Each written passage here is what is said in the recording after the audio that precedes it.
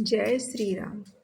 आषाढ़ी अमावस्या पर पति पत्नी साथ होकर करेंगे यह उपाय तो हो जाएंगी आपकी सारी इच्छाएं पूरी।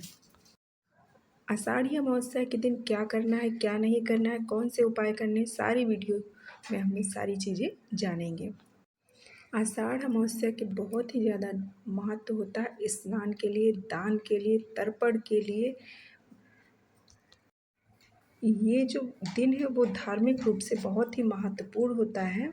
इस दिन कोई मंगल कार्य मांगलिक नहीं करना चाहिए, कोई भी शुभ काम नहीं, लेकिन धार्मिक सारी चीज़ें आप कर सकते हो, उनसे बहुत ही ज़्यादा आपको आशीर्वाद और लाभ मिलता है।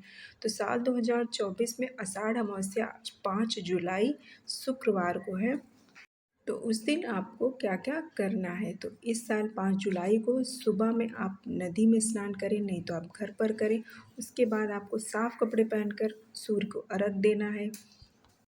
उसके बाद आपको जो भी पूजा पाठ दान ये सारी चीज़ें करनी है। जो अमावस्या है उस दिन शुभ कार्यों की मनाही होती है, इसमें राहु उच्च कोटि का होता है और नकारात्मक शक्तियाँ जो है नकारात्मक प्रभाव बहुत ही ज़्यादा होता है, इसीलिए शुभ कार्य नहीं किए जाते हैं। इस दिन आपको तुलसी माता की पूजा करनी चाहिए, पीपल के पेड़ की पूजा करनी चाहिए। पूर्वजों के लिए बहुत ही तर्पण करने के लिए बहुत ही खास दिन होता है अमावस्या का दिन। तो कि कोई भी लोग जो भी अब पितृदोष से परेशान है या पूर्वजों के लिए तर्पण करना चाहते हैं, कई बार हमें परेशानी का पता ही नहीं चलता है, तो उस वजह से भी आप कर सकते हैं, अपने पूर्वजों का आशीर्वाद पाने के लिए कर सकते हैं। तो ये लिए बहुत ही महत्वपूर्ण होता है और अपनी सामर्थ्य अनुसार आप भोजन वस्त्र कोई भी चीज़ें आप वहाँ पर नदी पर जा रहे हैं तो वहाँ पर दान करें, या जहाँ पर हो सकता है आप दान अवश्य करें। इस दिन बहुत ही ज़्यादा महत्वपूर्ण होता है दान करना। और इसके लिए आप सूर्यास्त जब हो जाए तो दिन ढलने पर आप पितरों के लिए अपने एक दीपक आज के दिन ज़रूर जलाएं। उससे आपका जो किसी भी प्रकार का दोष या परेशानी होगी घर पे वो समाप्त हो जाएगी। तो ये दीपक जो आपको सूर्यास्त के बाद शाम को मिलकर जलाना है, और इसके लिए मिट्टी का दीपक नया ले लीजिए। और वो जो लाल धागा होता है, रुई की बाती नहीं, लाल धागा से आप इसको बना लीजिए बत्ती को। उसके बाद सरसों का तेल डालकर घर के बाहर आप दक्षिण दिशा की तरफ रख लीजिए। हाथ जोड़कर जो है उनसे प्रार्थना कीजिए, अनजाने में वो गलती की क्षमा मांगिए, तो ज़रूर पूर्वजों का आपके घर पर आप सभी पर आशीर्वाद प्राप्त होगा। इस दिन आप दीपदान नदी में ज़रूर करें, जैसे कि आप किसी भी पत्ते में या दोने पर दीप फूल उसकी पूजा करके विधिवत वहाँ पर उसको प्रवाहित कर दें।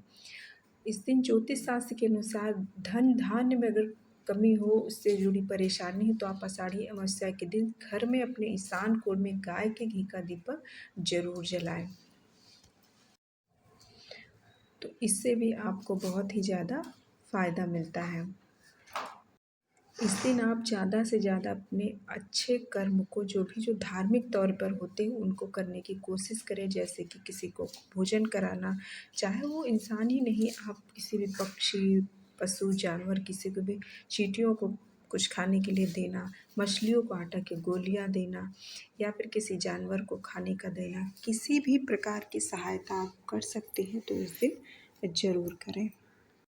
मान्यता है कि इस तरह की चीज़ें करने से आपके वो जीवन में जो परेशानी है बहुत सारी, वो अपने आप ही ख़त्म हो जाती है। तो इसलिए ये सारी चीज़ें आप उस दिन ज़रूर करें।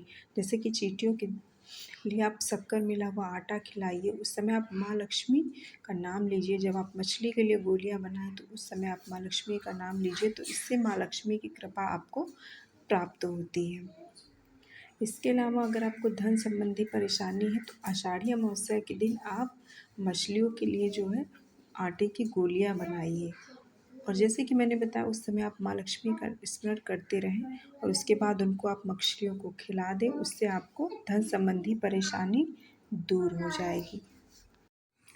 तो मतलब ज़्यादा से ज़्यादा आपको अपने अच्छे कर्म को उस दिन करना है, किसी भी प्रकार का आपको बुरा व्यवहार नहीं करना है। इस दिन आपको मांस मदिरा से दूर रहना चाहिए, नाखून और बाल नहीं काटने चाहिए, किसी भी तरह के तामसिक भोजन नहीं करना चाहिए, कोई भी शुभ वस्तु की खरीदारी नहीं करना चाहिए, कोई भी शुभ मांगलिक कार्य नहीं करना चाहिए, क्योंकि इस समय नकारात्मक ज़्यादा होता है अमावस्या के दिन। तो इसलिए बस आप जितनी भी धार्मिक चीज़ें हैं, स्नान दान तर्पण किसी की सहायता करना, पूजा पाठ करना, ये सारी चीज़ें ज़रूर करें क्योंकि धार्मिक दृष्टि से अमावस्या के दिन बहुत ही महत्वपूर्ण होता है आशीर्वाद पाने के लिए, प्रभु की, पितरों की, पूर्वजों की, उनकी कृपा पाने के लिए।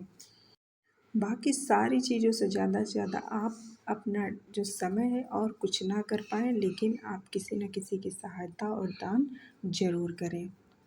तो अगर आप और कुछ नहीं भी करेंगे तो उससे भी आपको बहुत ही ज़्यादा लाभ मिलेगा क्योंकि कहते हैं ना जैसे कि किसी भूखे को खाना खिलाना, अन्न का दान, ये सारी चीज़ें सबसे ज़्यादा महत्वपूर्ण होती किसी भी पूजा पाठ नियम से, तो इसलिए ये ज़रूर करें।